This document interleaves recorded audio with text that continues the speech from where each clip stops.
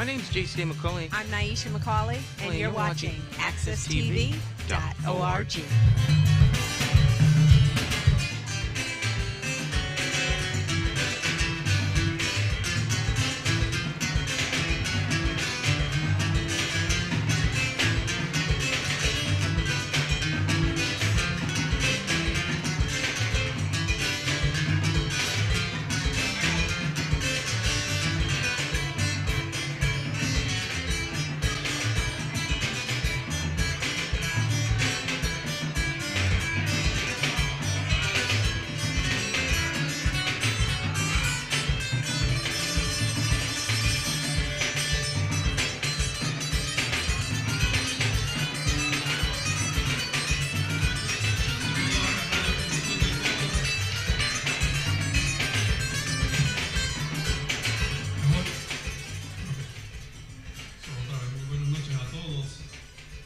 Bienvenido a la celebración de la vida y el legado de una mujer puertorriqueña extraordinaria, doña Gloria Gerena.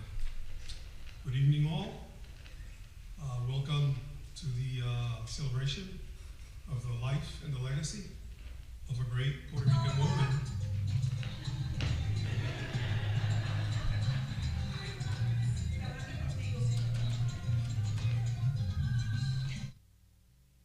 Okay.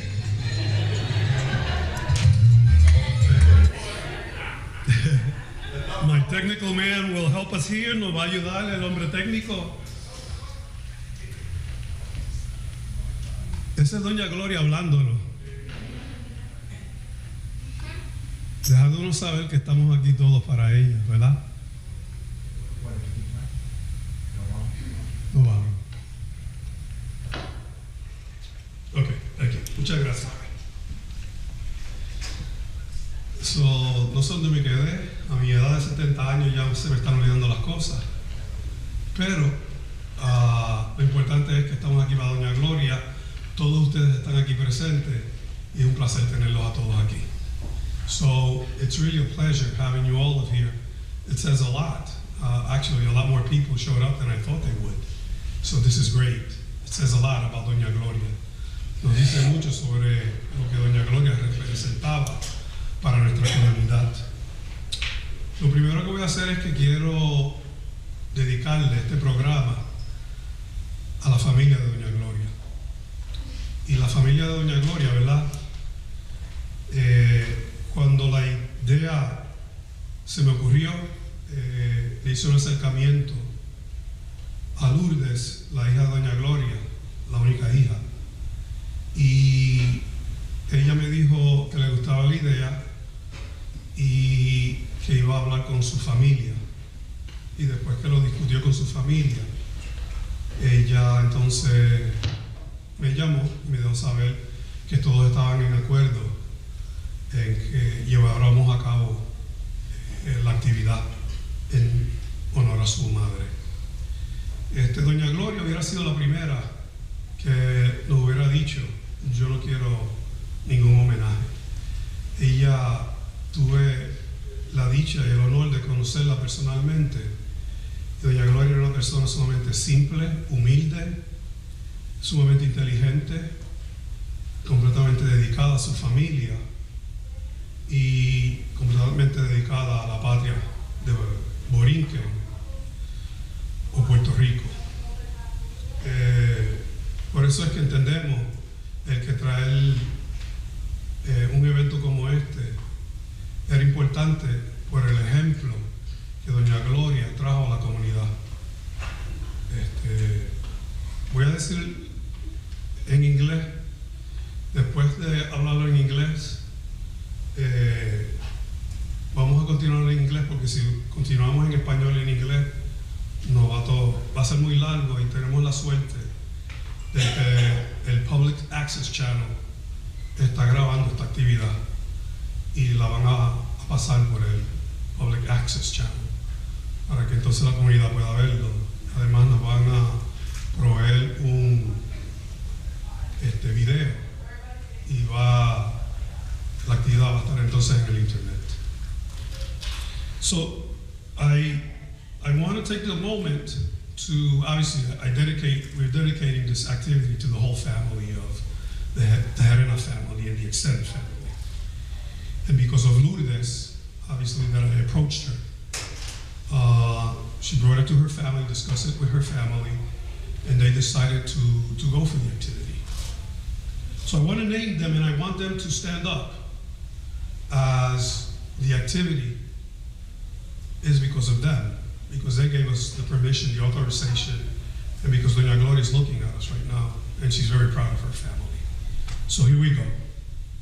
Obviously, her children were Victor, Roberto, Alfredo. Is Alfredo here by any chance? No, okay.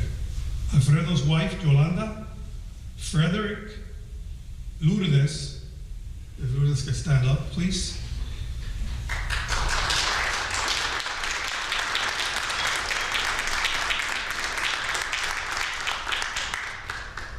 The Lourdes better half, Jorge Cruz. If you can stand up for a moment, please.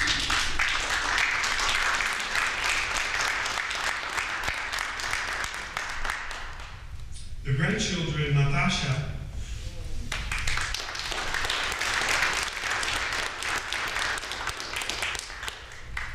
Natasha's better half is Eduardo.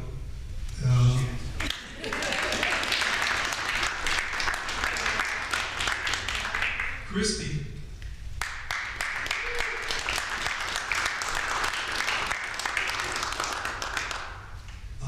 Gloria Gerena, better known as Evie.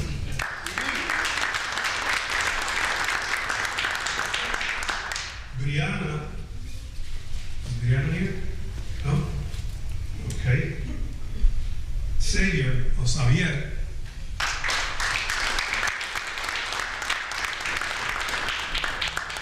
And Isaiah. Is Isaiah here? No? Okay.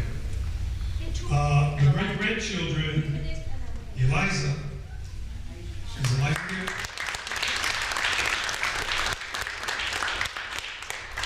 Brian.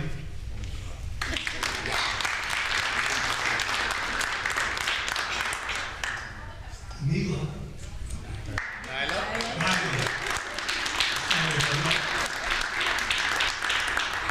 Jacob.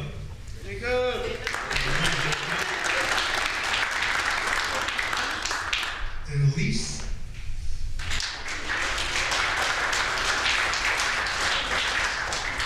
So we dedicate the program to all of them. Thank you so much.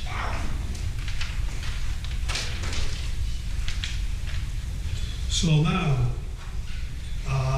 we're going to have the National Revolutionary Anthem, el himno nacional puertorriqueño, por la compañera Gloria Gerena, que nos va a dirigir. Oh, Pimentel, perdón.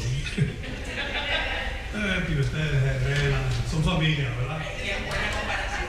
Ahí está. So, quisiera saber si todos tienen una copia de la letra de la canción, ya que quisiéramos que todos entonces se unieran con nosotros a cantarla.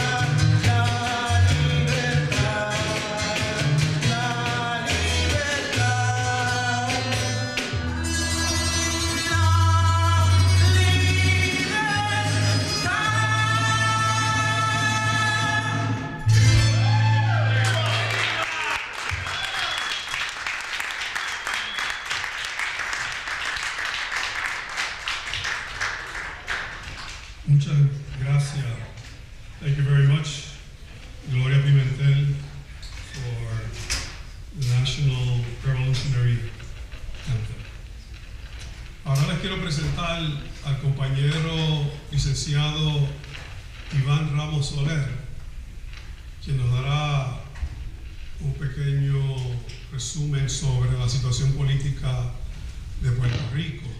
Now I would like to introduce to you Attorney Iván Ramos Soler.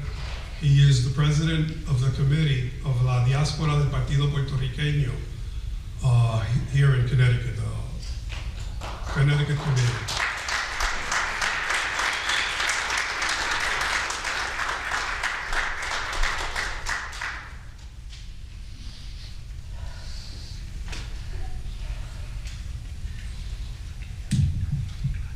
Good evening. Good evening. As Francis said, I am Iván Ramos Soler, President of the Connecticut Committee of the Puerto Rican Independence Party in the diaspora. Many of us had the privilege of knowing Doña Gloria, and I know that one way to honor her is to continue fighting for the independence of Puerto Rico. I ask all of you to consider volunteering to help causes and organizations that promote the independence of Puerto Rico.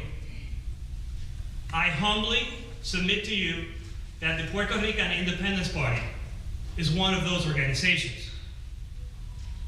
El PIT, as we commonly know the Independence Party in Puerto Rico, was founded more than 75 years ago and is the largest organization supporting independence.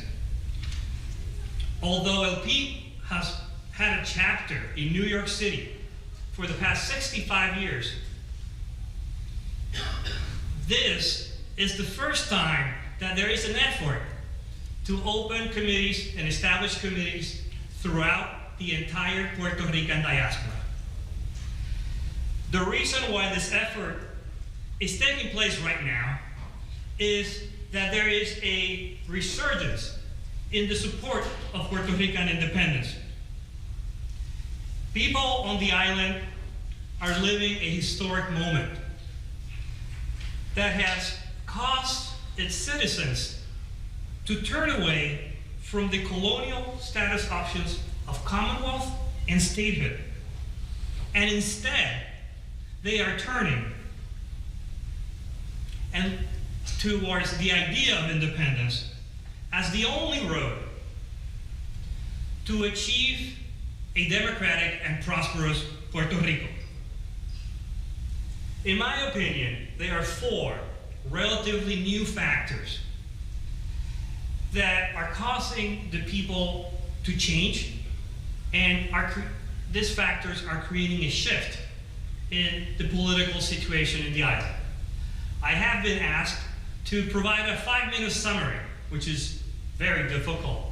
But I believe, in my opinion, that these four factors that I am going to talk about and I am going to describe will help you understand where we are, particularly with respect to the struggle for independence. Now, I have given each one of these factors a title, and then I will follow those titles with a brief summary of what I mean they are. Number one, the first factor right now, I call it statehood is dead. The U.S. Congress has continuously ignored the pleas for statehood from the political party who supports this option, the PNP. Despite winning 5 out of the last 8 elections, and presumably winning the locally held referendum in Puerto Rico, the PNP has failed miserably to obtain any significant support in Congress. As a matter of fact, it is fair to say that there has never been so much opposition to statehood in Congress as there is today. Now, let's turn to the second factor. The United States Supreme Court, in the court's recent decisions, have exposed the fallacy of the Commonwealth status. Recent Supreme Court cases, such as Sanchez Valle and Madero, have debunked once and for all the false notion that the Commonwealth status is similar to a treaty or a compact between two sovereign nations. So that idea has been consistently debunked, particularly since 2016. The United States Supreme Court has reiterated the colonial nature of the Commonwealth and has affirmed that Puerto Rico is a possession or a territory, as they refer to Puerto Rico as, and that it is governed by Congress's plenary powers. Number three, the number three factor, the Fiscal Control Board is a colonial dictatorship. Puerto Ricans have realized that they do not live in a democracy. Since 2016, Puerto Rico has been governed by a supergovernmental body known as the Fiscal Control Board, or La Junta, as we call it. This is a non-elected board appointed by the government of the United States, and it has the power to invalidate laws enacted by the elected government of Puerto Rico. Although presumably the board exists to rule over financial matters, it also uses its wide powers to invalidate laws in a wide range of matters, including the environment, labor relations, medical insurance, and Puerto Rico's power grid. And yes, as you might suspect, Luma, the disastrous electric company that runs the power grid, was imposed by La Junta. And number four, the two-party system has collapsed. El bipartidismo, if you guys have been following Puerto Rican politics, has become a catchy phrase. The PNP and the PPD. For decades, political power in Puerto Rico has been strictly shared by two political powers, the pro-statehood PNP and the pro-Commonwealth PPD. That is no longer the case. Rampant corruption in these two parties, the economic crisis, and the three factors that I just mentioned have led to the collapse of the two-party structure.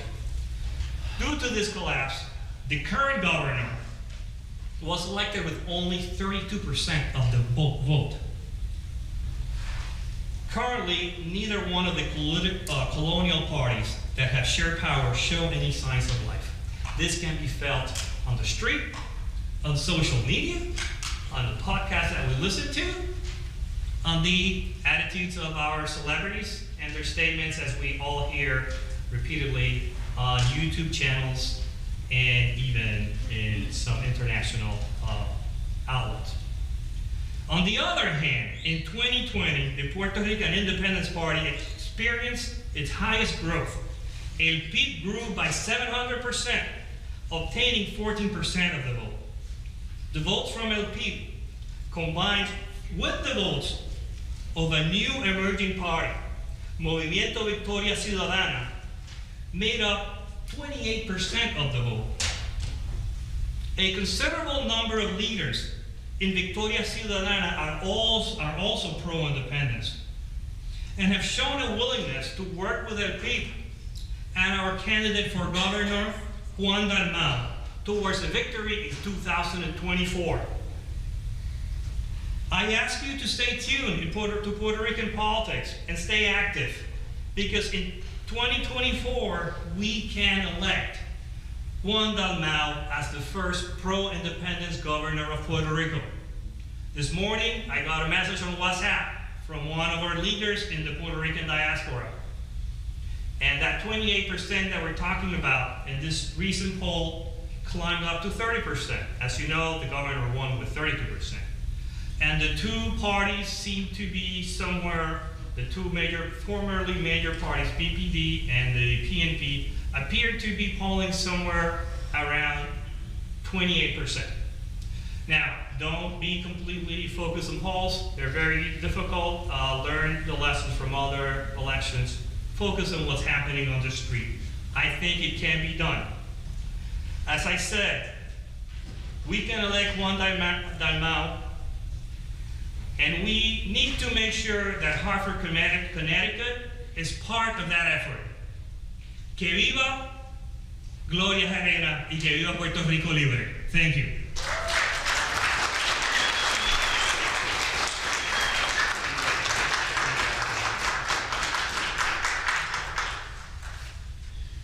Thank you, Attorney Ramos, for that powerful message. Now, I would like to let you know that today we're celebrating an important day also. One of the great poets of Puerto Rico, Julia de Burgos, was born February the 17th. And to celebrate this, we have a Boricua poet that was born and raised here in Hartford, spent summers in Santa Isabel y Gurabo, Puerto Rico.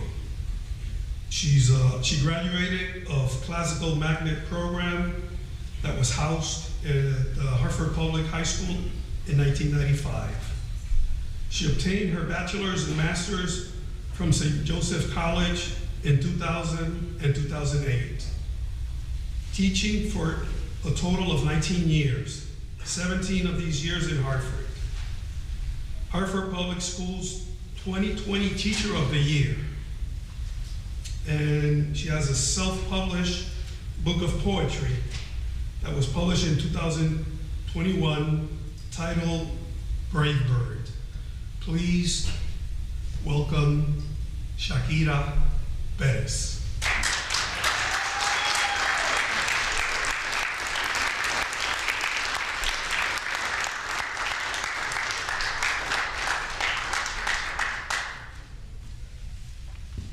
Good evening, buenas noches. Thank you for the introduction. I'm honored to be here. I'm a firm believer in signs and how the universe brings things together, how life imitates art or how art imitates life, and I think that Doña Gloria's life very much imitated art as well. Julia de Burgos was a woman who also believed in La Patria and had a love for her island and made it very clear, not just for the landscape, but also for its independence. So I think the poem that I am going to read is called Despierta, or Wake Up. And again, believer of signs and how the universe aligns things and how everyone was singing the revolutionary hymn. It was just very moving to me. So I am honored to be reciting this poem today.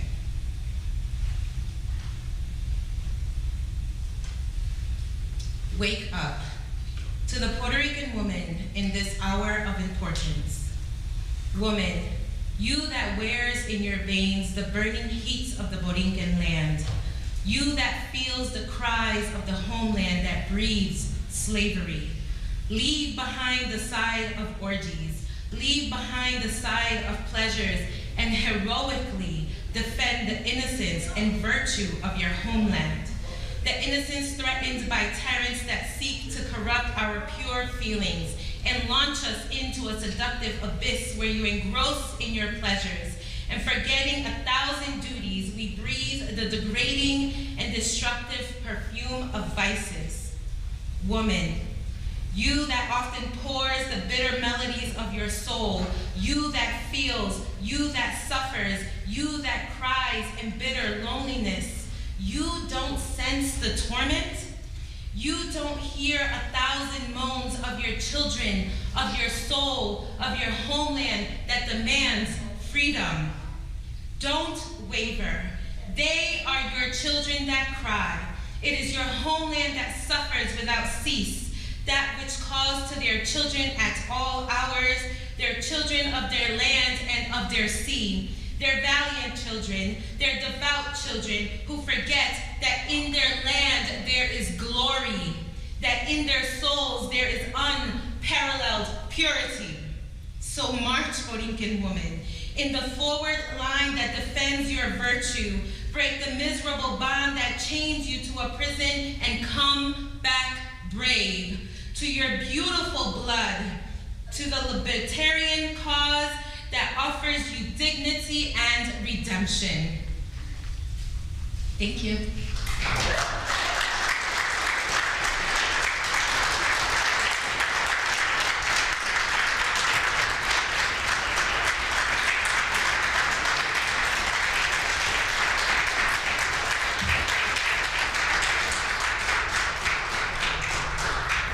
Again, that was Shakira Perez. We thank her. That was very powerful, Shakira.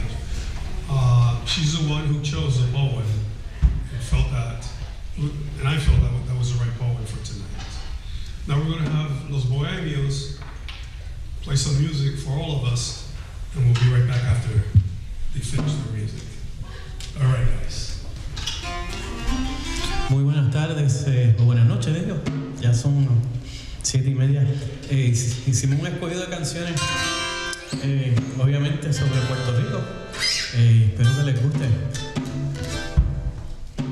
Pronto, sí.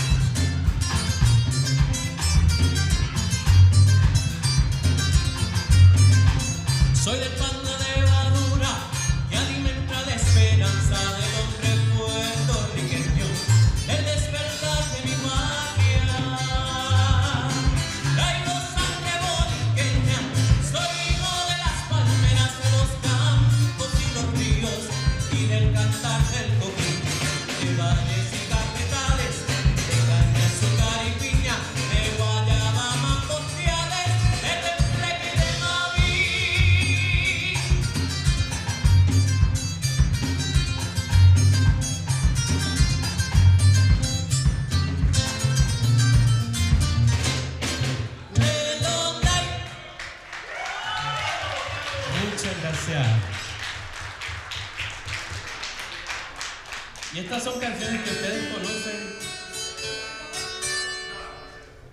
Vamos a hacerle esa boricua en la luna. ¿Qué ustedes creen?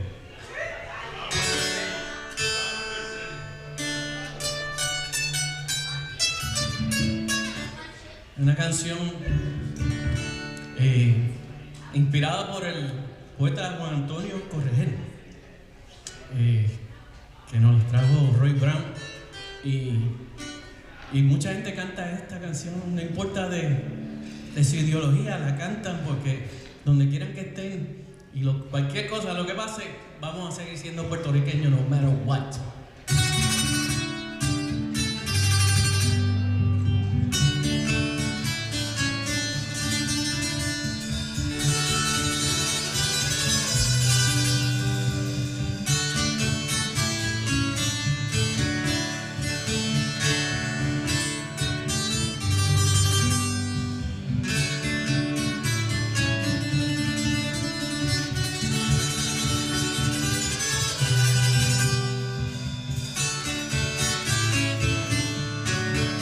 Desde las olas del mar, que son besos a su orilla, una mujer de Aguadilla vino a New York a cantar.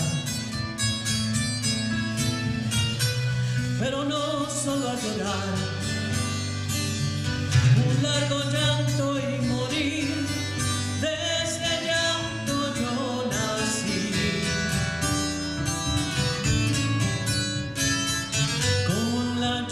Una fiera y vivo en la larga espera de cobrar lo que perdí.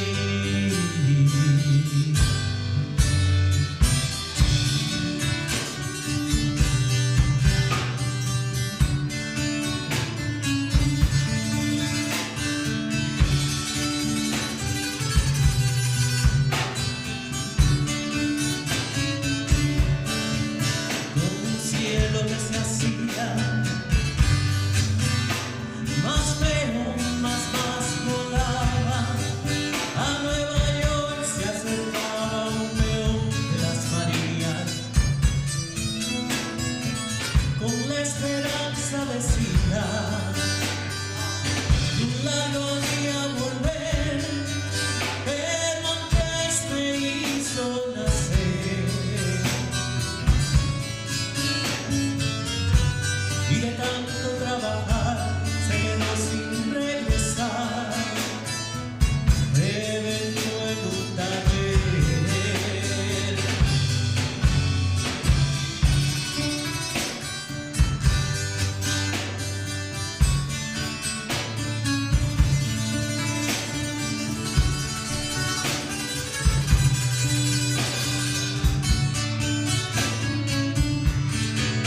Ni una lágrima soy hijo,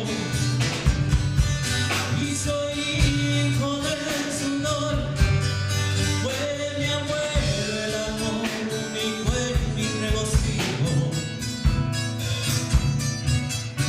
Del recuerdo siempre fijo en aquel cristal de llanto, como quimera en el canto de un Puerto Rico del sueño. Y yo soy puertorriqueño sin nada, pero sin quebranto.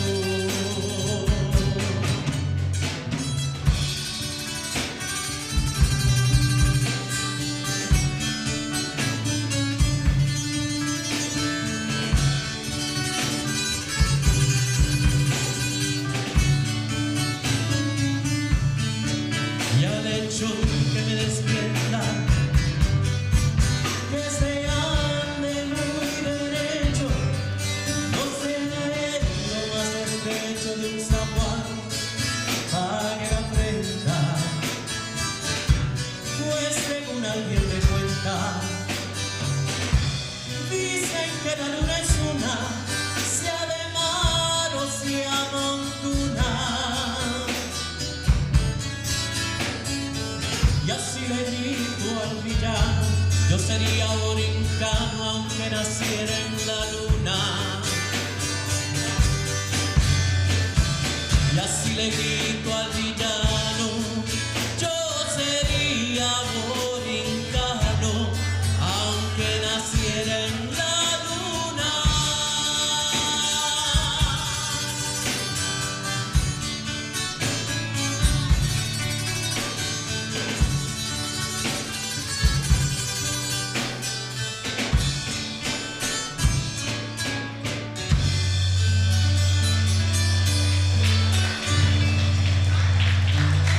Muchas gracias. Para terminar, vamos a cantar esta canción que todo el mundo la conoce también y nos la pide a menudo. Se titula Preciosa. Así que espero que les guste y párense, muévanse, y que esto es para celebrar y para celebrar la vida de doña Gloria Gerena.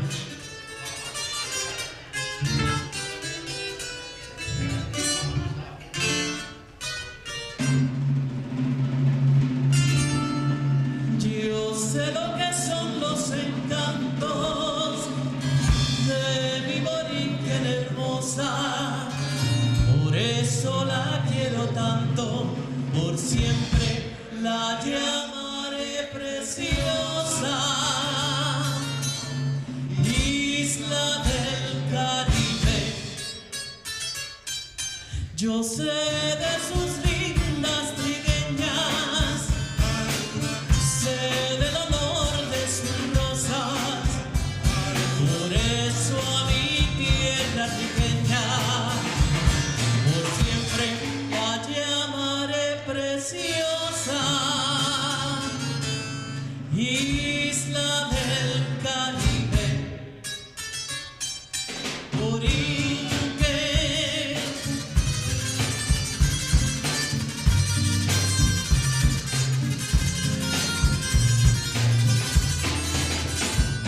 Preciosa te llaman las olas del mar que te bañan. Preciosa por ser un encanto, por ser un bebé. Y tienes la noble hidalguía de la madre España. Y el fiero cantillo del indio bravío lo tienes también. Preciosa te llaman los bardos que cantan tu historia. No importa el tirano te trate con negra maldad. Preciosa serás sin bandera, sin lauros ni gloria. Preciosa te llaman los hijos de la libertad.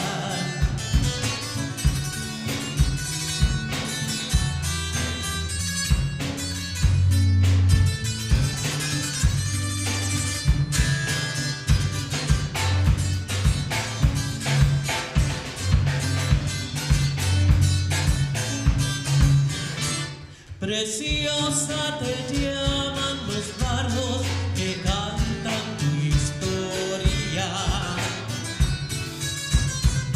No importa el tirano te trate con negra maldad. Preciosa serás sin bandera, sin lauros ni gloria. Preciosa te llaman los hijos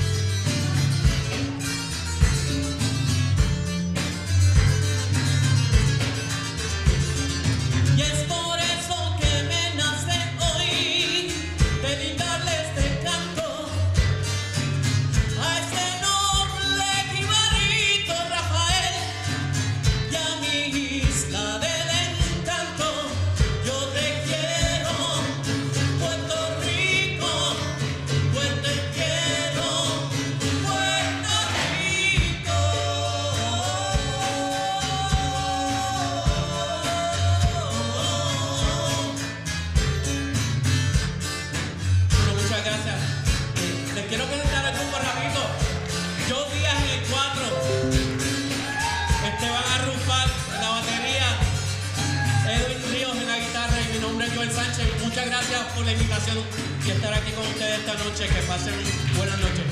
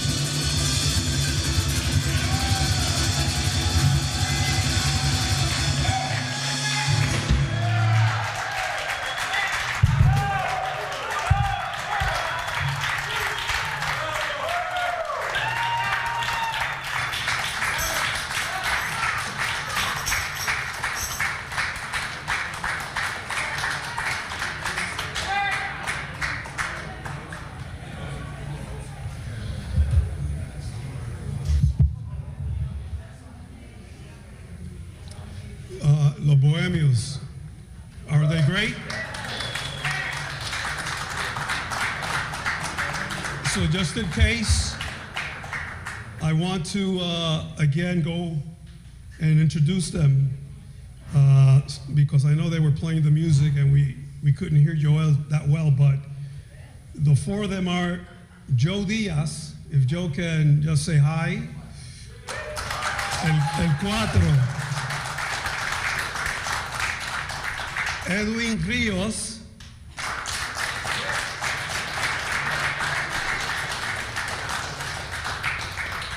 Esteban Arrufat,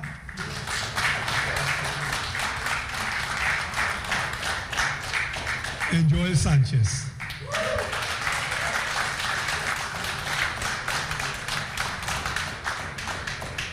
We're very lucky to have the music by Los Bohemios. So now, we're going to go with the narrative on the history, la historia of Doña Gloria Gerena. And we have two special people that are going to bring us this information. And they are Gloria Pimentel and Dr. Reinaldo Rojas. And there's a lot of things I can say about them, but I think most of you know them. Todos saben quiénes son. So let's go with Gloria to give us this first part of Doña Gloria's life. Here we go.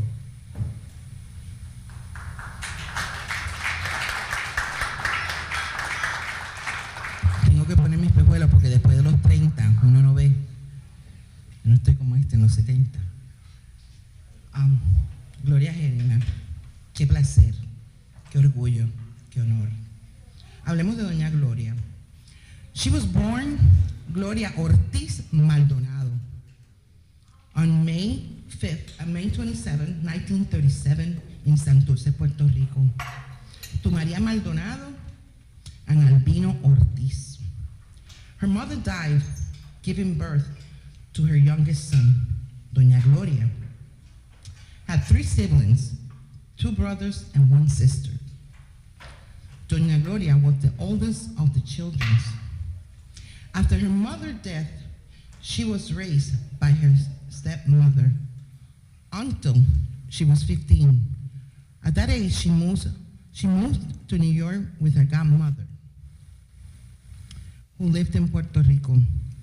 It is around that time that she begins to educate herself in the island's politics.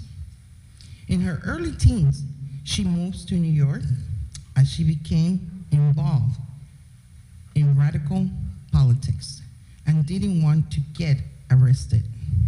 Didn't want to get arrested. Qué poderosa. Once she settles in New York, she meets the father of her children, Victor Gerena Sr. While pregnant from her first child, she gets married and becomes Gloria Gerena.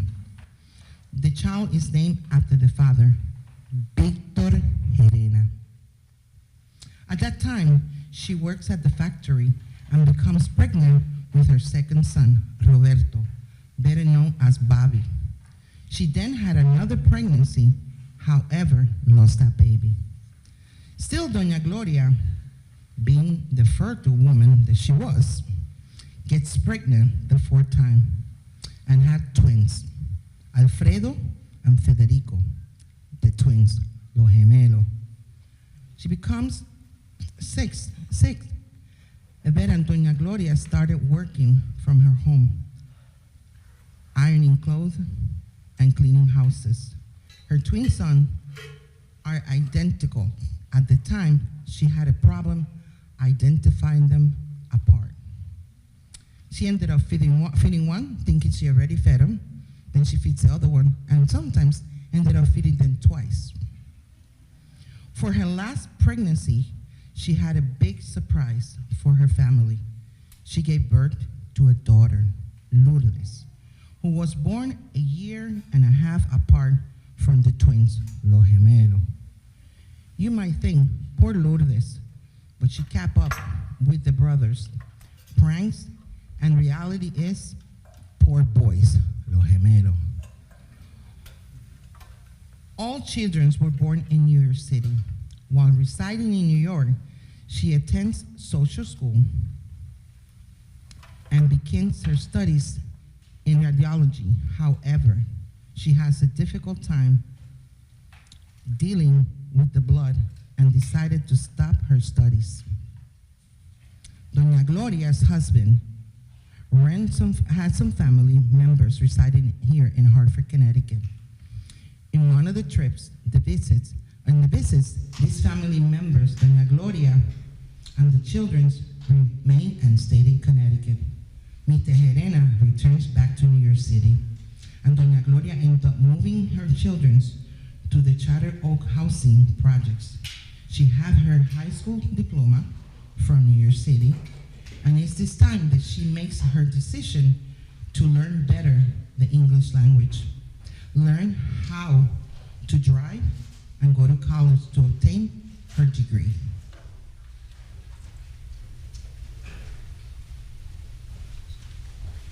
We're going to continue with the narrative. Doña Gloria did night school to learn English language. After residing 12 years at Charter Oak Housing Project as a single mother, she moves with her children to the Wadsworth Street low-income housing program. Besides better learning English, the language, she also had to learn how to drive. This happens in her 30s. So she was still learning and fighting all the way to her 30s. She was certified as a social worker assistant in 1976 at Manchester Community College.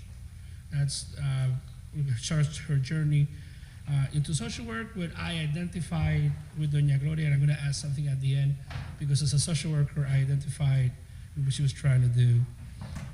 She majored in liberal arts in 1979 at the Greater Hartford Community College, now called Capital Community College. She also majored in the field of social work in 1982 at St. Joseph College, now St. Joseph University.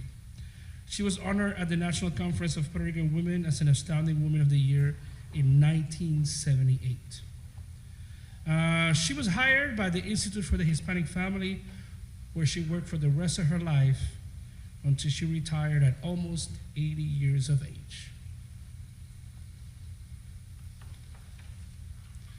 In September 12, 1983, her oldest son, Victor Gerena, took possession of $7.2 million as a Wells Fargo employee. Most in the media and in those in elite and power felt that he robbed the money.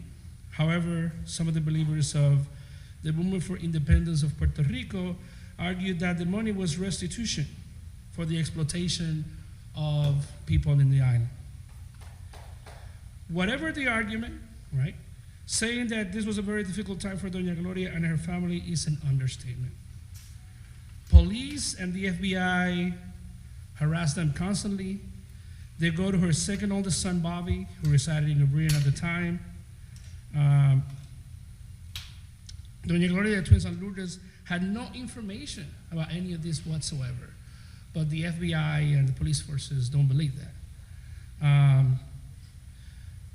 Bobby goes to Central, to CSU, where I now teach, dorms and gets a hold of his twin brothers, letting them know what has happened. In other words, letting them know that the FBI and the police are going to come and harass you too.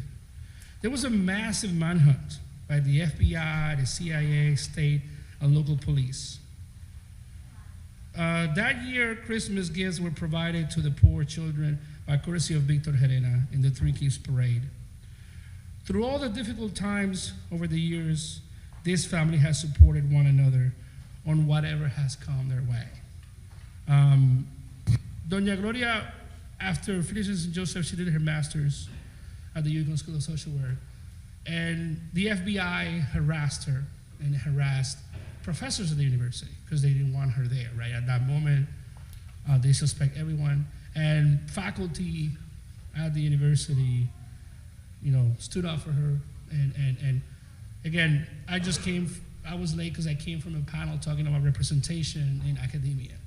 And Dr. Julio Morales and other Puerto Rican faculty at the university stood for her when the FBI wanted to get rid of her. So representation sometimes does matter, because then when you have things like this, you can support and help your students in whatever circumstances. Not that you expect forces of the FBI and oppressive forces like that pushing down to your door, but you say, she's a student at this university. It had nothing to do with her being a student. And one story that I always remember Doña Gloria for, I always saw her as an icon of the Puerto Rican struggle, of the diaspora here, especially in Hartford. And I wanted to work under her. And in my second year internship, my first year internship during the School of Social Work, I went to work under her, during that first internship. And after a week, there was something in my heart. I really did not want to do casework, that was what we were doing at the Hispanic, as a Hispanic family. And she noticed. I said, what's going on? You don't look happy to be here. And I'm happy you're here. And I'm like, it's not you, absolutely.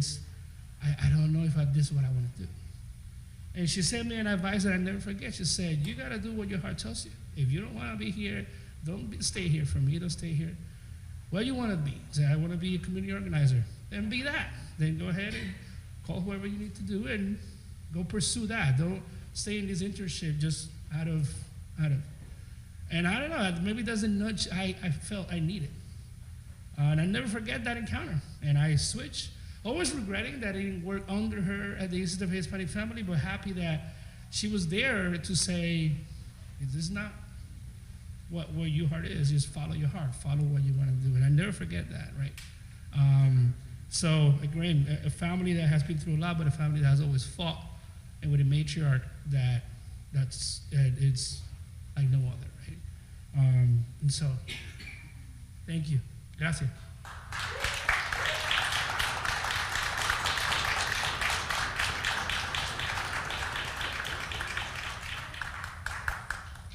Thank you, Gloria, and thank you, Professor and Dr. Rojas, Reinaldo Rojas.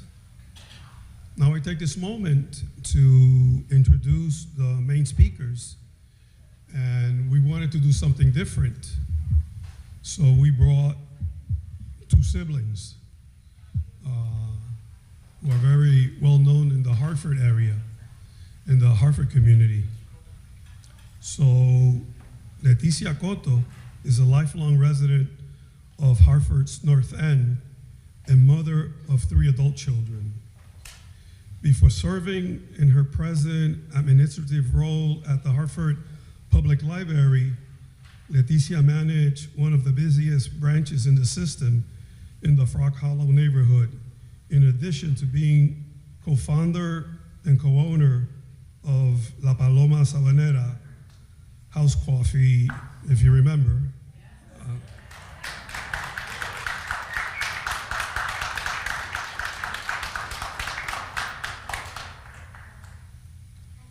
She's a founding board member of Hartford Deportation Defense, board chair of the San Juan Center, and board member of Wackington School.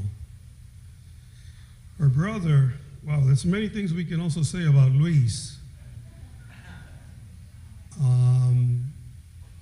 He's been a councilman, he's a father, a great brother, great friend, a guy really dedicated to the community. So again, we can go on to say a lot of things about Luis also, but I think the best thing is to have Leticia and Luis come over and give us their message on Doña Gloria, since both of them knew Doña Gloria. And I think it's an honor to have them here tonight. So Leticia and Luis Cotto.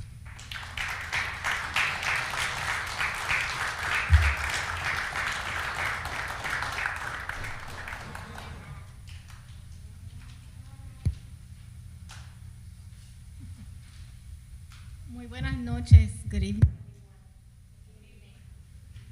Gracias por la invitación. Thank you for this invitation. Es un honor estar aquí y pagar homenaje a Doña Gloria Gerena. ¿Cómo? El micrófono, ok, un poquito más. ¿Lo apagué? Probando, ok, perfecto. Ahora sí, muy bien, muy bien.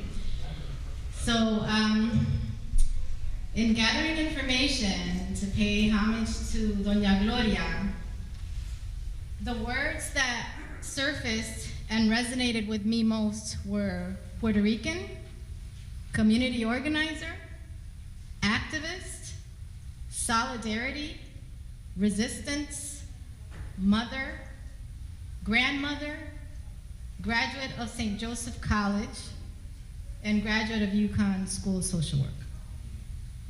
I wondered, as I kept learning more about her, how did Gloria fare and navigate these identities in community and in different spaces where leadership opportunities for women of color were limited and challenged by white supremacist systems, colonialism, patriarchy, and racism. Gloria Pimentel talked about her education, and so did Dr. Reynaldo, but I want to mention it again. Gloria graduated from the community college system, St. Joseph College, and then went on to earn her master's degree from UConn with a 3.9 GPA. I chose to highlight these triumphs first because I am sure that going to school while also taking care of a family and raising a family was not without its challenges. These are laudable triumphs with great difficulties that deserve mentioning to show strength, resilience, and the strive for excellence. Doña Gloria's legacy in activism for human rights and the independence of Puerto Rico has been recognized in a dissertation by Maria I. Bryant titled Puerto Rican Women's Role in Independence Nationalism, Unwavering Women. Bryant states that what mattered most for the nationalist project was how women contributed to the independence cause. This woman warrior, Doña Gloria Gerena, played a significant role as a reproducer, transmitter, and participant in the struggle for the independence of Puerto Rico. This can be seen in her work with Todo Connecticut con Vieques and other groups that she founded, which you will hear about from other presenters this evening. Through her resistance to colonialism, patriarchy, and racism, she contributed in different ways to big causes like environmental justice and solidarity with the people of Vieques, Puerto Rico, in their fight to remove the US Marines from their island. As a social worker, she contributed to expanding services and equity to families at the Institute for the Hispanic Family. All of this while raising a family and holding up community. Eso es una guerrera. This is a warrior, my friends. A woman warrior. A woman who led by her commitment to justice, A woman led by her commitment to justice, who led with conviction to transmit and reproduce a just and dignified future for her family, her community, and Puerto Rico. Muchas gracias, doña Gloria Gerena. Y aquí los dejo con mi hermano Luis Cotto.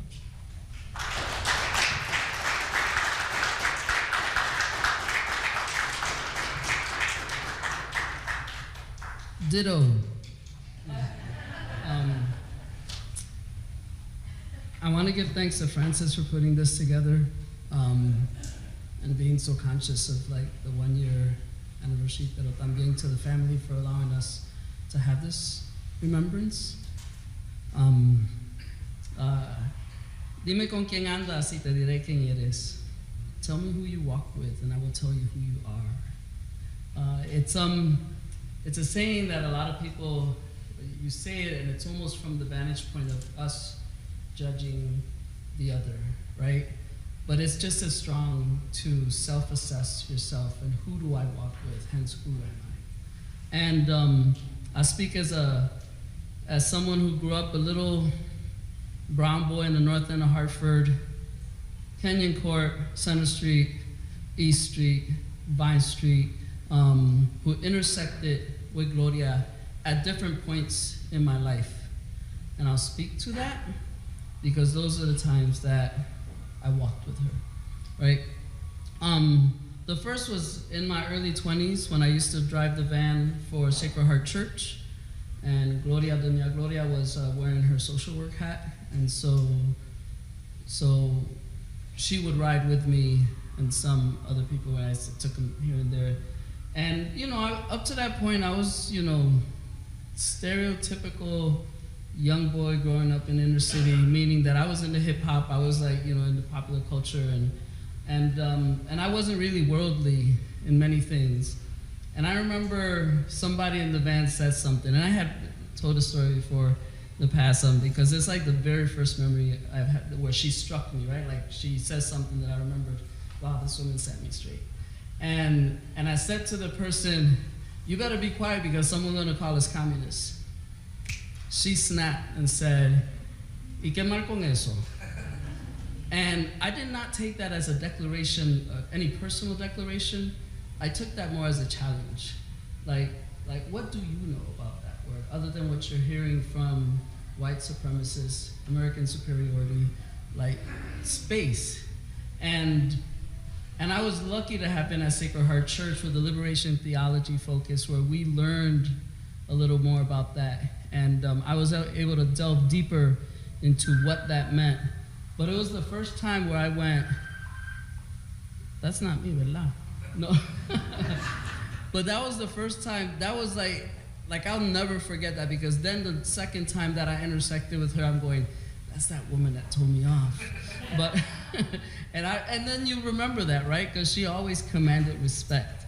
The second time I walked with her was with Todo Connecticut con Vieques. And I forever will be grateful to Valentin because of his incredible, of all the times to document sometime, that was a really key time. When we were in front of the recruiting station over in downtown Hartford and seeing all our allies, but particularly Gloria, yelling with like all the vigor. There's one photo that's not there, which is one of my favorites, where she's in mid-yell.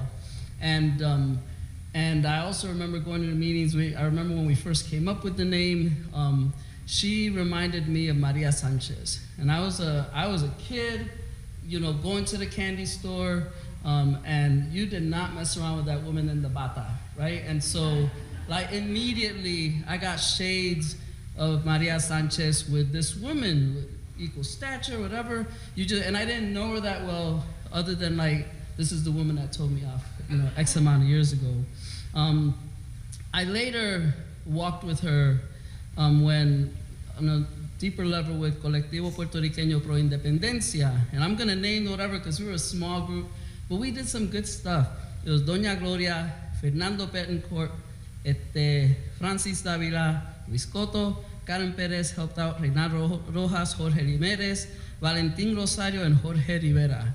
We were a good group that did some really great manifestations, and they were more like explaining who Hostos was, doing Albizu Campos stuff. We did bookmarks of Ramon Emeterio Betances that we brought to the Betances school, and we had a lot of wonderful meetings at La Paloma. And one of the ones that stands out to me was one towards the beginning when we decided, and I'm the least Spanish-speaking person of the group at this time, and even now, pero we decided to do the meetings in Spanish, and Gloria said, pues por lo menos un Latino va a tener un trabajo con ellos. Because she was sure someone was listening, and she said, at least somebody who speaks Spanish is gonna have a job when they're listening to what we're talking about.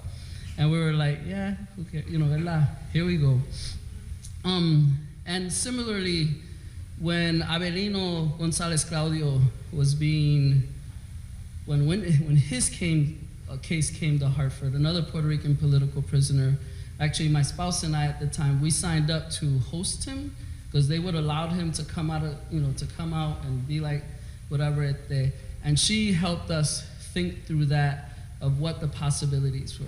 I'm like, well, we're thinking about doing this. We've been asked to do it. At the time I was a city councilor, so they felt if a city councilor is vouching for him, and Mercy was like, let's do it. And Gloria gave some really great advice that allowed us to decide to do it, and the courts decided not to. And then finally, with La Paloma, eventually I became the person people called for people from the island who wanted to come interview Gloria for some reason or other. And I would vet it through her, and she would let me know. And on 2 occasions, she let somebody come and talk to her. One was Freddie Marrero. He was the director of the documentary Filiberto, and so she allowed him to visit at the house, which was really rare. And he interviewed her just like one-on-one and used some of that information in the documentary. The other was Mari Bras and Tristana Robles, and Gloria was not comfortable with Mari going to the house, so she asked me if she could do it at La Paloma. This was for a Saturday. Saturday was our busiest day. We closed La Paloma down. Whatever you want, Gloria. We closed the thing down, and Mari interviewed her with Tristana, and I reached out to both of them just to see if they could give us feedback on what that was like. Ironically enough, the video guy couldn't get me a video. Freddie was not able to do it. Mari did, and so I do have a video, which I'm gonna.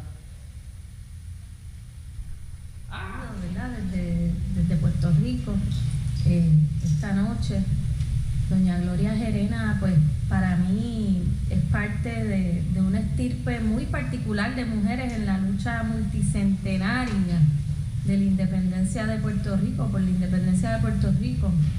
Y me refiero a esas mujeres que cambiaron para siempre, ¿verdad?, los paradigmas de lo que era ser mujer en nuestras luchas, que nos enseñaron a asumir unos roles muy distintos en nuestras luchas que aquellos que nos proponían, ¿verdad?, en la sociedad y que todavía nos proponen. Mujeres que dedicaron toda su vida, todas sus energías a la causa de nuestra descolonización e independencia, y que en el camino tuvieron que sacrificar lo más preciado, algo que muchas de nosotras tal vez creeríamos innegociable, ¿verdad?, que en su caso pues fue su vida familiar, particularmente con su hijo Víctor. Doña Gloria, miro a doña Gloria y veo que a una mujer que sacrificó tanto como sacrificó Lolita Lebrón, como sacrificó Blanca Canales, como sacrificó Doris Torresola, Carmín Pérez y todas aquellas mujeres nacionalistas, las conocidas y aquellas cuyos nombres todavía no se han grabado en nuestra memoria colectiva. Sin embargo, ¿verdad?, sería injusto hablar de doña Gloria, recordarla solamente por la gesta de su hijo y por el sacrificio que esto supuso para ella. Doña Gloria pues fue un ejemplo de activista, de luchadora por la independencia de Puerto Rico, que es una de las causas más radicales que se pueden adoptar en territorio norteamericano, pero no solamente por eso, era una activista comunitaria, fue una trabajadora social que ha acompañado a múltiples comunidades, las comunidades más marginadas de la nación norteamericana, o por lo menos, ¿verdad?, particularmente en Hartford, Connecticut, en las escuelas, en las comunidades negras, en comunidades de personas sordas, pues como trabajadora social, con inmigrantes, con todas las comunidades que necesitan de solidaridad y acompañamiento en su resistencia o en su reivindicación de derechos. Ahí estaba doña Gloria, y eso nunca lo voy a olvidar, nunca voy a olvidar su ejemplo, su valentía, y hoy me honro en poder unirme a ustedes, aunque sea por esta vía, para recordarla y para utilizar su memoria, ¿verdad?, como combustible para las luchas que nos quedan y que tenemos que dar nosotras y nosotros. Así que desde Puerto Rico les saludo y gracias por invitarme, aunque sea por esta vía, a unirme a este extraordinario homenaje. ¡Que viva doña Gloria Gerena!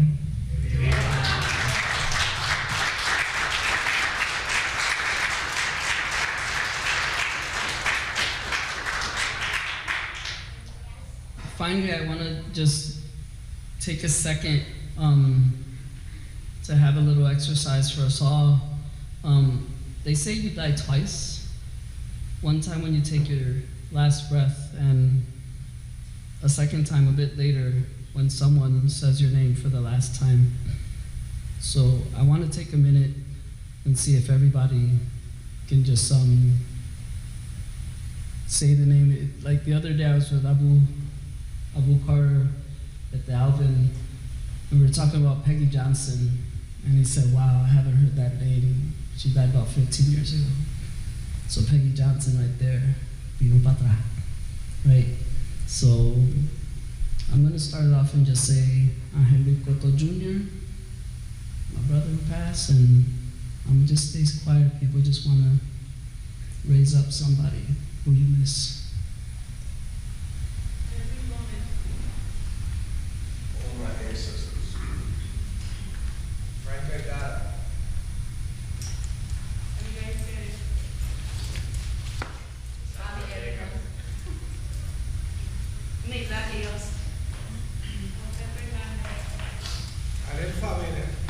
María Quiñones.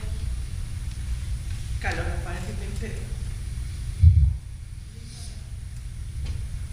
Francisco Huertas. Elvinia González.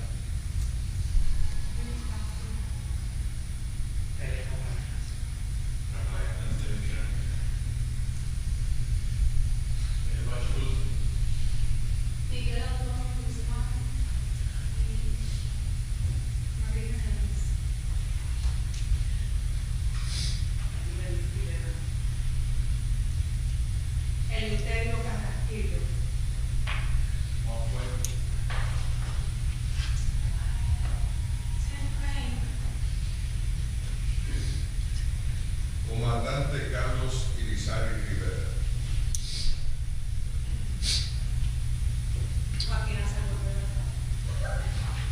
Albizu.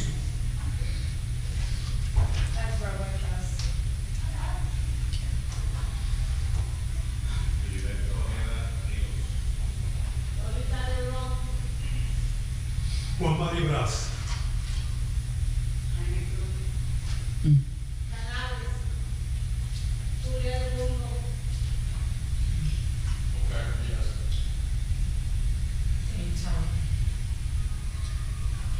Y Gloria Gerena. So if you ask me who I walked with, although it was like this, I walked with Gloria. Y que, right? Thank you.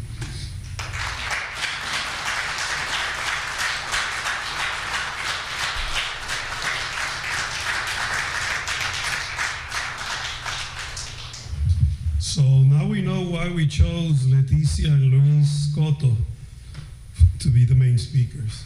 Very powerful, what both of them said. Now, we had a special speaker, Mr. Eugenio Cotto.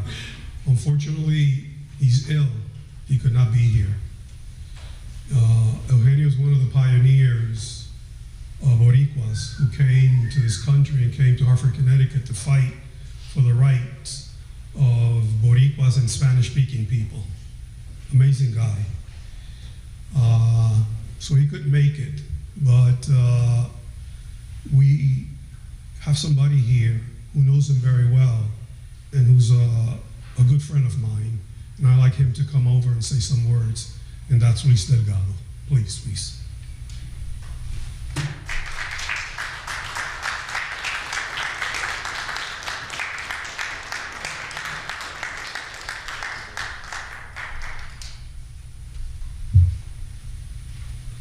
Bienvenidos, welcome. I just want to give a greeting on behalf of Eugenio. He's very sorry that he can't be here today. He was very good friends with Gloria and her children, and he's very happy that this activity was put together. And the message for all of you today is that Puerto Rico will never be free as long as we keep calling it that.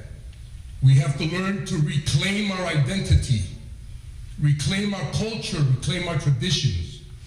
So the message for today is Borinquen will never be free as long as we keep looking for the answers to our problems from the same people who create them. Peace, family.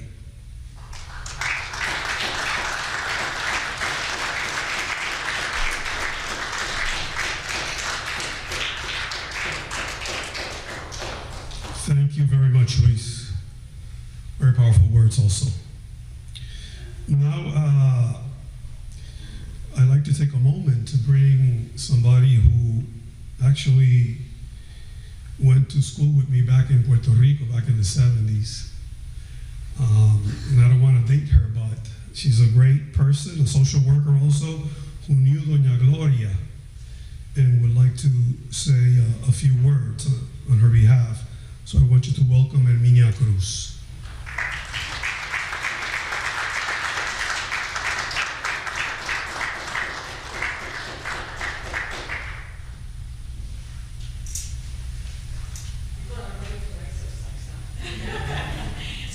I'm not going to stay too long, okay? So I'm just wondering, I'm just wondering if I have to speak English or Spanish. Because Gloria will say, oh. Gloria and me, we know each other for years, okay, since she came from New York. And we were, sisters, daughters, whatever you want to know. It's a very close relationship. And she would say, if I said, oh, we're going to an activity and we have to speak English, she would say, oh, no, it could be in Spanish or yeah. Okay, but I have to speak Spanish or English. Which one? It doesn't matter. Oh my gosh, and you make these people work so hard here with the language. Okay, pues vamos a hablar en español. Y yo, gracias. Y yo no me iría si yo no diga algo de Gloria, porque es una familia que yo me crié con ellos y ellos se criaron conmigo. Y es una pena que no pude estar en el entierro y todo eso porque estaba en Puerto Rico y eso fue una cuestión que ocurrió de momento, pero yo pude hablar con ella en el teléfono y asegurarle de que la lucha continúa y que nuestro pueblo todavía continúa en las condiciones que estábamos bregando. Porque una de las preguntas que tenemos que hacernos nosotros es, ay, ustedes me oyen, que estoy sin micrófono. ¿Tú me oyes? Usa el micrófono. Ay, pero qué interesante se pone esto. Mira, Entonces yo pregunto, ajá, pues entonces ustedes todos me hacían así, yo creía que me estaban oyendo, y lo que a lo mejor estaban diciendo era, sí, no te oigo. Le tengo que poner un poquito de humor porque miren, yo conocí a Gloria y Lourdes, los gemelos, Víctor, Bobby, que era Roberto. O sea, cuando ellos llegaron de Nueva York, sí, estuvieron viviendo en 2 sitios, bueno, 2 o 3 sitios, pero cuando llegaron de Nueva York, yo fui una de las personas que estuve con ella. Y eso eran los años de los 70 y 80, de los 80, no vamos a poner tan vieja, ¿sabes? Pero yo era una nena todavía. Pero Gloria me trataba como una nena, pero también me trataba como una compañera y una amiga de la familia. Y claro, y entonces en esos 80, pues nosotros hicimos un montón de cosas. Y ella estaba tan encantada cuando vio que pudimos traer a Rafael Cancel Miranda por medio de los compañeros allá de Nueva York. Y ella sintió ese placer porque ella me decía, ay, Herminia, tú sabes, para ella era, tú sabes, algo grande, los nacionalistas vienen para acá. Y ella pudo disfrutarse. Y esas son cosas que a mí, cuando yo me entero que ella falleció y eso, a mí me llenaba unas cosas que pasé con ella que eran de tanto agrado y que a ella le gustaba. Y así estuvimos también bregando con la continuidad del trabajo de Vieques. Y ella disfrutaba cuando yo venía con las historias que si nos íbamos para las marchas ya en Puerto Rico de San Juan a Vieques, y ella le encantaba porque a veces si ella no podía ir, pero le encantaba la historia que uno le trajera como ella decía, de los revoluciones que yo hacía. La historia con Gloria es una historia, yo tengo una historia larga con ella. Era mi hermana, mi compañera de política, compañera de trabajo, como trabajadora social. Cuando los nacionalistas salieron, ella decía, Herminia, Dios mío, ahora los nacionalistas van a salir, y qué sé yo, y nosotros dijimos, Gloria, vamos a hacer algo. Vamos a inventarnos un comité unitario. Y de ahí entonces nos sentamos y sacamos el comité que llamamos Andrés Figueroa Cordero. Le llamamos la Fundación de Andrés Figueroa Cordero. Y ese comité, que no lo pudimos continuar a ciertos momentos, ese comité pues traía el tema de unidad en la situación, en los trabajos políticos de Puerto Rico, y de aquí mismo en Connecticut y la comunidad de Hartford. Y ese fue uno de los trabajos políticos que hicimos entre ella y yo. Los trabajos de Vieques, del comité de Vieques, la continuidad de ellos, y actividades culturales y qué sé yo que hicimos aquí dentro de la comunidad puertorriqueña para mantener la cultura y ese sentido de nación, ¿verdad? Gloria siempre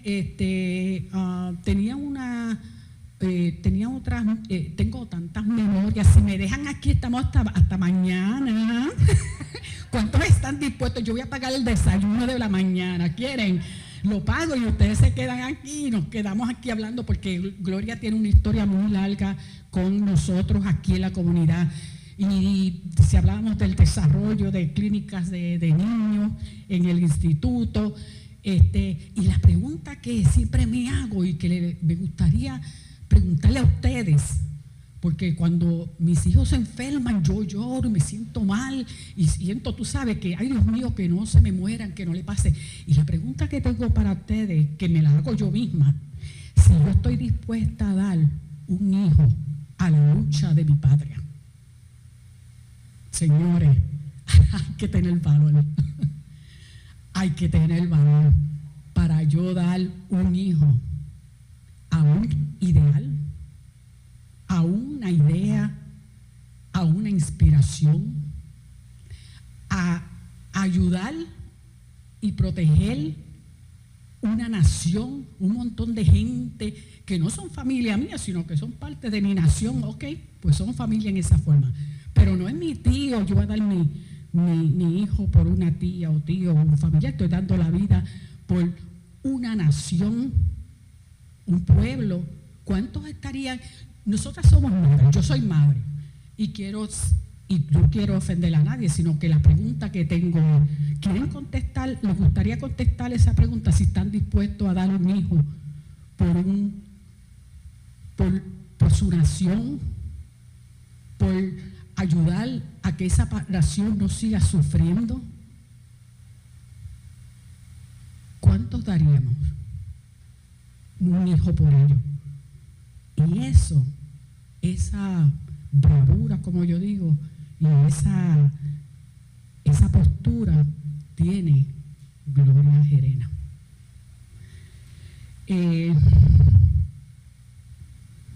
Yo le digo a la familia,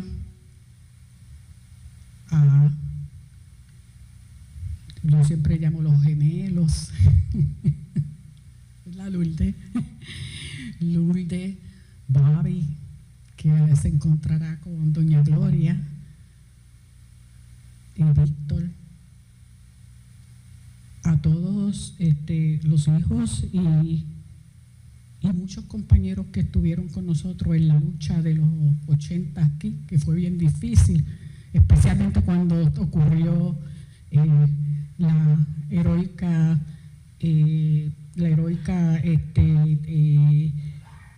heroico momento de Víctor, que se desata la cuestión del gran jurado y todo eso. Fue interesante cómo nosotros, todos los puertorriqueños, nos pudimos ayudar unos a nosotros y ayudar y apoyar a Gloria en todo momento. Los dejo a ustedes entonces con el resto del programa. Y ya veo que Frankie me está diciendo, Herminia, no es las elecciones del 23. Pues los dejo y hago esas partes humorísticas porque Gloria era así. Gloria, ¿verdad, Lourdes? Le gustaba charlar, le gustaba, o sea, ella tenía unos momentos y a veces le gustaban las boberías que a veces yo me inventaba, ella gozaba con esas boberías. Pues entonces, buenas noches, yo me alegro tanto que está aquí, que ella deja una legacía aquí en Connecticut, aunque hay otras cosas que a lo mejor se pueden bregar en términos de lo que ella deja en esta comunidad, que es mucho lo que haya dejado. Gracias. Gracias.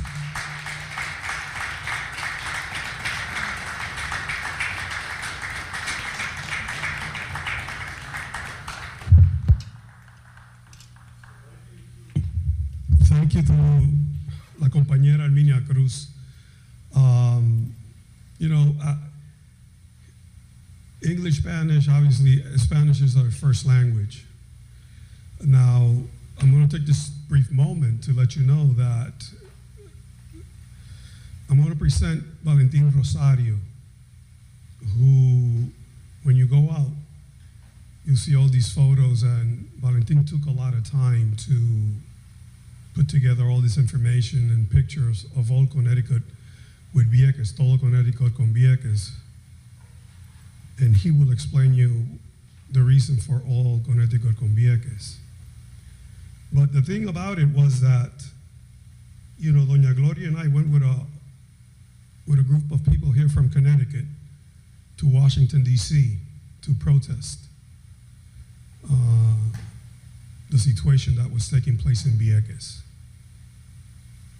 And over there, her and I were the co-chairs of the committee here in Connecticut, and we did a lot of work. There was a connection in Puerto Rico with, I don't know if he's still here, but el licenciado Rafael Rodriguez was instrumental in helping us, with connecting us with Vieques over there. And he did a lot of amazing job with everything that was going on with, again, Vieques and Hartford, Connecticut, and Connecticut. But the thing about it was that Doña Gloria and I went with a group of people from Connecticut to Washington, D.C. And over there, I was talking in Spanish and trying to explain a whole bunch of people the reason that we were there protesting. And a lot of people who did not speak Spanish were asking us questions. So Doña Gloria took me to the side and told me, she called me Frankie, and told me, you know, I think you should speak in English because it's our job to try to educate the people that don't speak Spanish about the situation of Puerto Rico. And it's also our job to educate the new generations who don't speak fluent Spanish or don't speak Spanish at all. So, you know, even though, again, Spanish is in our heart, even though, again, the Spaniards went to Borinquen and just colonized Borinquen or Puerto Rico. It was a lesson for me from Doña Gloria, why we needed maybe sometimes, or we need sometimes to speak in English and educate these people in English.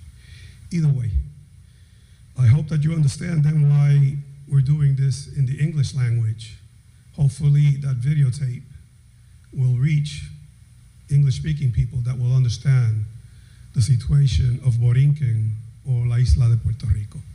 Now please welcome Valentin Rosario, and he will explain you why he took the time to create everything, the information, the pictures of All Connecticut with Vieques.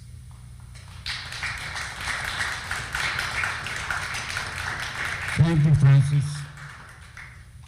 I'm going to be very brief. I just want you to understand that Doña Gloria meant a lot to me. I worked with her and I met her in 1999 when the struggle for Vieques to take out the Marines out of the island started in 1999. And that's when I met Doña Gloria. I never met her before. And then after that, we were pals, friends. We were everywhere meeting for All Connecticut with Vieques. And a lot of members are here, and they know that she was always one of the first getting to the room wherever the meeting was. She was very, very dedicated, very, very puntual. I don't know how to say that in English. Puntual. Huh? Okay, whatever. So the thing is that I capture Doña Gloria in my exhibition that I have out here that I want you all to appreciate. She's in 3 photos, and I always appreciate her, and I capture her screaming, "Paz para Vieques!" And another one, she's with a sign in front of the federal building. When All Connecticut with Vieques ended, you know, in 2003, the struggles ended there.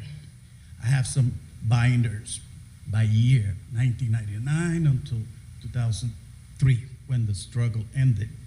Then we created, with Francis, Fernando, Luis, en La Paloma Sabanera, we created el colectivo puertorriqueño pro independencia.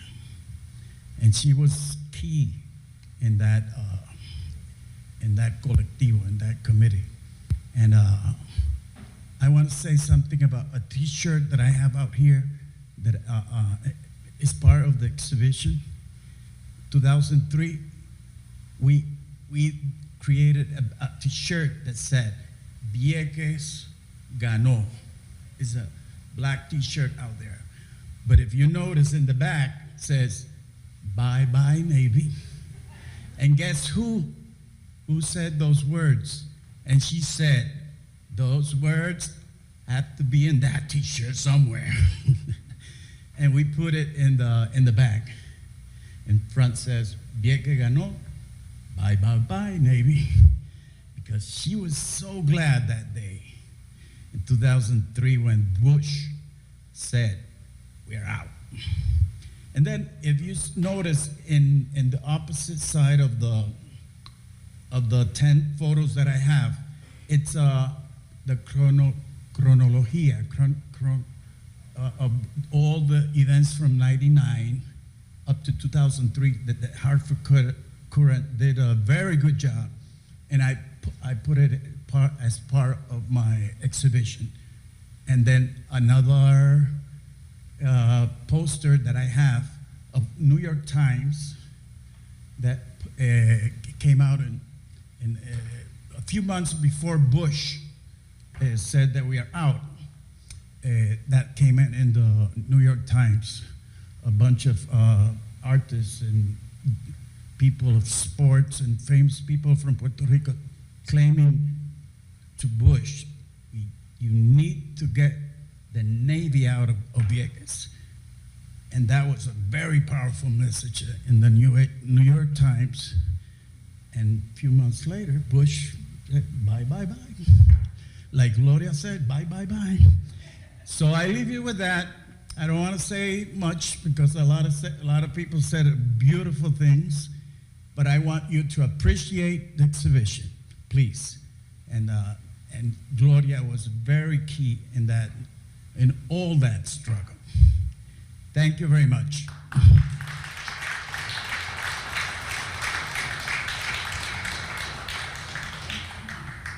Thank you, Valentin. That was Valentin Rosario again.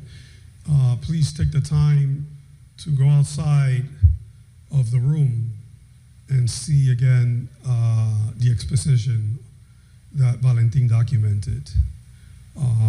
It's extraordinary. I want to take now, to introduce to you a student here of Trinity College, David Gone. David is Mexican, but he's part of the La Voz Latina. And when this idea came to me and I called this person who did not hesitate, Carlos Espinosa, great guy who I have known for many years and works here at Trinity College. He invited some of the students, and David has been there answering my phone calls and trying to help me with everything. So if David can come over and just say a few words, I'd like to him just to say a couple of things. David Gone, he's a Mexican, of Mexican heritage from Texas.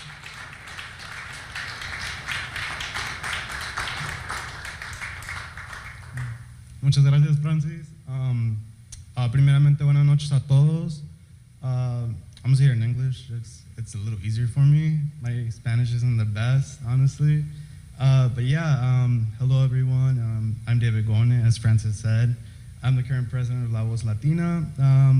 Yeah, first of all, I want to say thank you to everyone that helped organize this event. Thank you, Carlos. Espinosa, I'm not sure. Oh, he's right there, actually. Thank you, Janissa Cortez. Unfortunately, she couldn't be here because she had something to do. But yeah, I still want to appreciate all the help that CSA, or Caribbean Students Association, provided. Yeah, I'd like to thank Francis for making us part of this event to honor Gloria Gerena and all the amazing work she did for the community. Gloria, as many as you know, has inspired many, both inside and outside the community we have here in Hartford, and her legacy will continue to bring inspiration in the future. In commemoration, La Voz Latina will be having 2 events in the near future. We'll be holding an Afro-Latino student panel discussing various topics such as intersectionality, I'm so sorry, it's a really hard word, and identity on February 28th.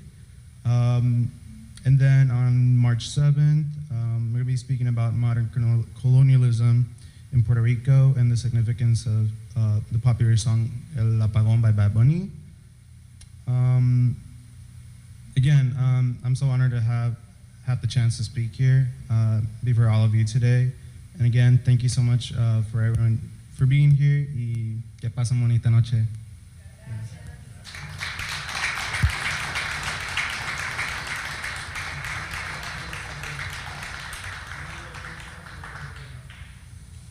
Thank you again. That was David Gonet from La Voz Latina. Now I'd like to take a moment to bring back el licenciado Iván Ramos Soler, who's going to introduce you somebody who came from New York for this activity to say a few words. So again, let's receive again licenciado Iván Ramos Soler.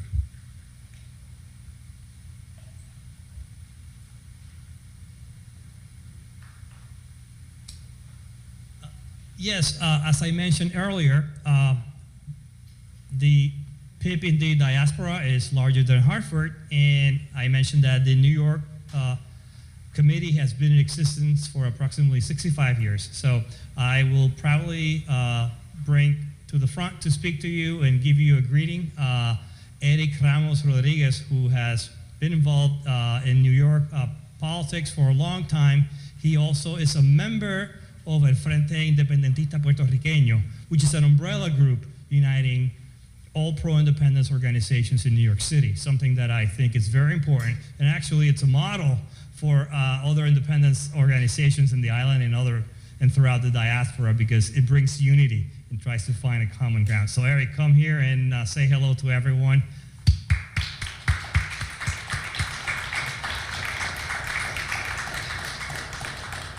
Estaba hablando en inglés, no sé por qué, pero Thank okay. you. No.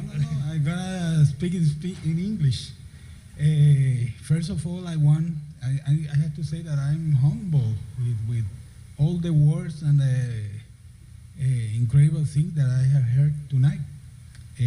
I knew Doña Gloria because of others over there in New York, and later I knew that whenever I came to Groton, Connecticut, long time ago in 2001 or something like that, she was there, and I didn't met her. But definitely, I want first of all to salute her family. It had to be wonderful to have a woman like her as part of your life, and all of us admire that. And thank you for being here. For me, I'm coming from Brooklyn, New York, and representing the Puerto Rican Independence Party. I want to say hello from the Puerto Rican Independence Party in Puerto Rico and from the people of New York City. As Ivan mentioned, the Frente Independentista Boricua is an effort that we started about 4 years ago and started to talk about the struggle and looking for things that are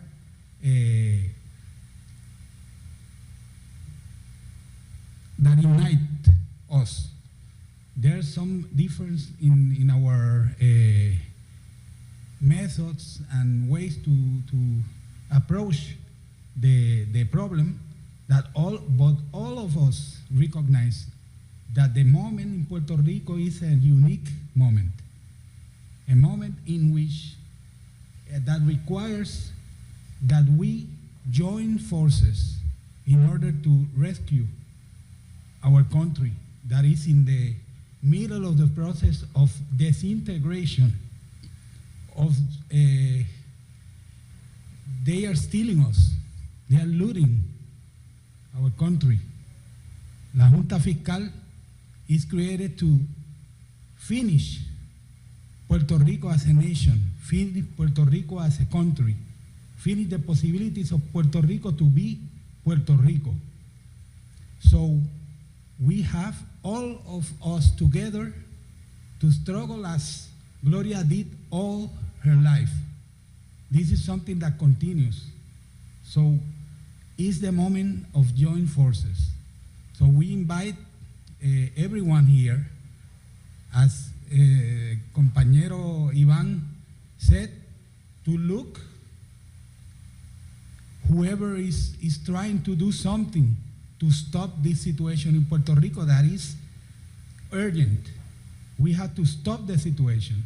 So whoever is talking and is working, and you identify that is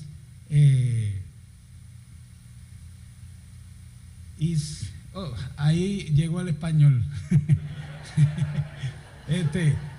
Que algo que se trata de una lucha auténtica, gente auténtica, porque hay muchos lobos vestidos de oveja en todo esto y lo hemos sabido por muchos años.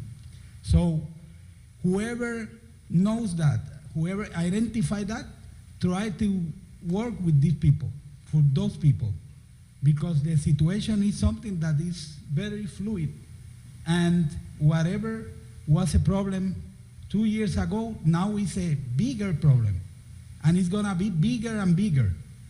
And if we kept the trend of looking as our island, our youth, nuestros jóvenes se van de Puerto Rico, sigue raising the age of the people in Puerto Rico, bringing other problems, because that means a big,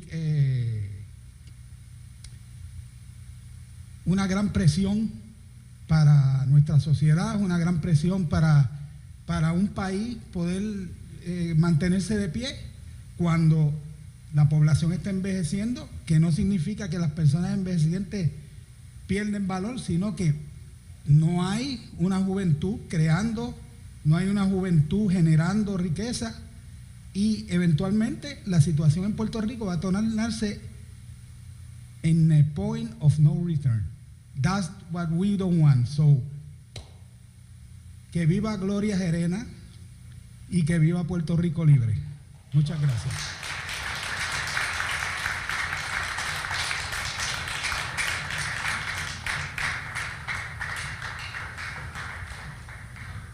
Very powerful message.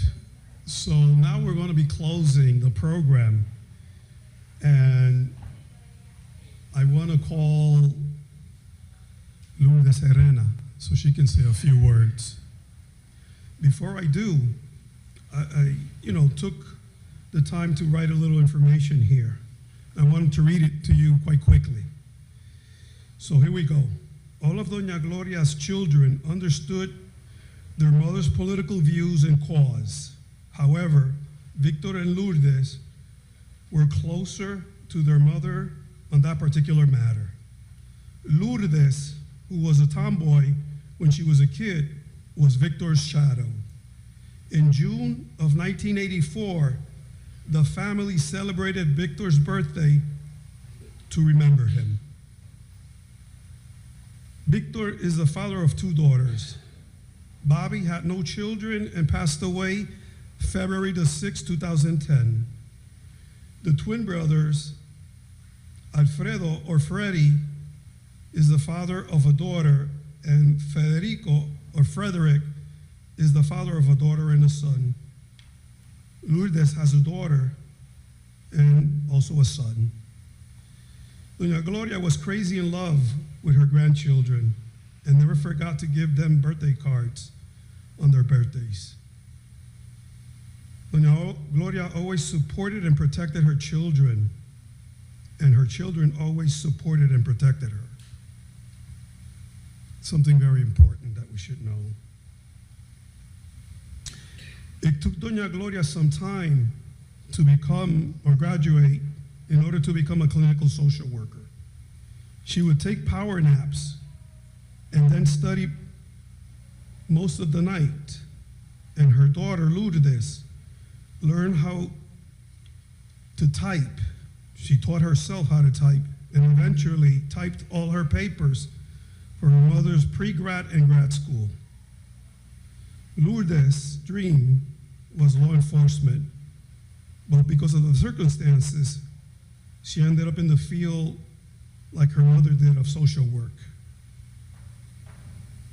Doña Gloria was completely committed to the Spanish-speaking community and was clear in supporting small businesses in these communities.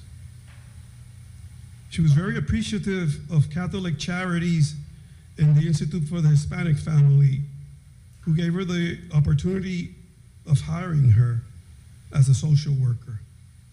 She was also a devoted Catholic all her life. She had passion for her children and her family and the family she serviced. She assisted in creating the sexual abuse unit at St. Francis Hospital. This that I'm going to tell you now was very important to me out of all the information that was provided to me by the family. 2008, Doña Gloria's granddaughter, Gloria Ibeliz, better known as Evie, went into the Army at the age of 17. Victor served in the Army, and Lourdes wanted to enlist into the Marines, but never did out of the love and respect she had for her mother. Lourdes supported Evie going into the service. However, once Evie was deployed for the first time to Afghanistan, Doña Gloria immediately voiced her concerns. Still, in the male-dominated armed force services, Evie demonstrated her genes of the Gerenas and the Ortiz and became a mechanic for Apache helicopters. After about 10 months, Lourdes once received a phone call in her cell. Lourdes did not recognize the number, but her mother's instinct told her that she needed to answer that call. It was Evie. She was calling to the United States from Afghanistan, letting her know that she was returning to Connecticut, to the United States and to Connecticut. Lourdes kept this to herself because, again, it was unknown when Evie was going to return.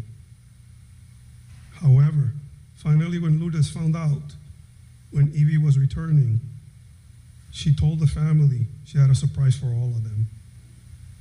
When Evie was able to meet with her family, Doña Gloria cried of happiness, and her words were, "Mi baby, mi baby." So with you, I leave now, Lourdes Gerena.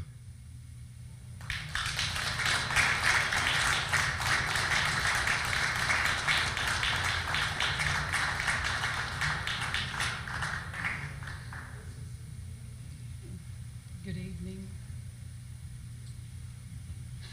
Try to get through this.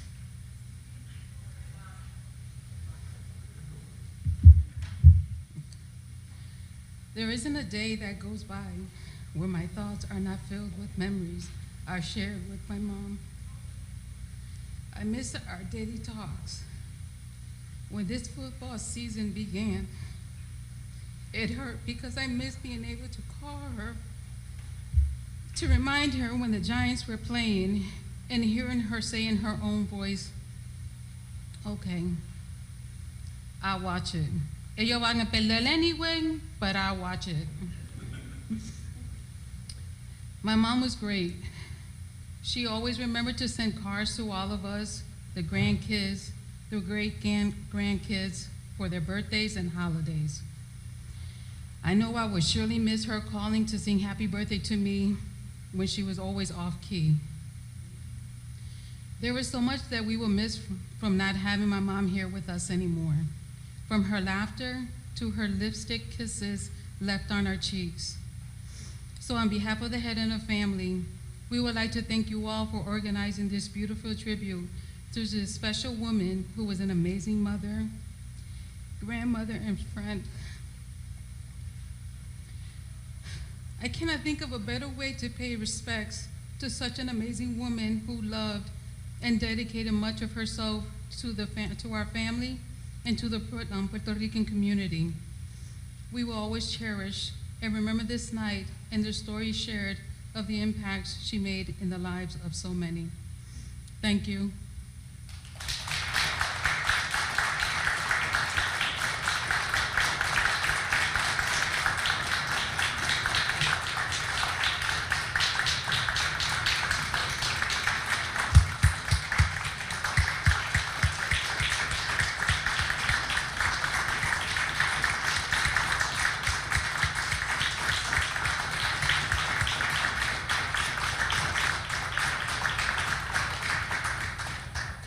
So, you know, before we say good night and goodbye, I'd like to know if anybody else from the Gerena family would like to come and say something. No? Okay. All right. Well, listen, muchas gracias a todos por venir. Thank you so much all for coming. And, you know, it's been a pleasure, obviously, celebrating the life and legacy of this woman who really taught us, you know, what is it to believe in a cause. Not too many people can do that. It really was and is a big lesson for all of us, what Doña Gloria taught us. So, muchas gracias. Until we see you again. Hasta la próxima. Que viva Puerto Rico y que viva Gloria Gerena.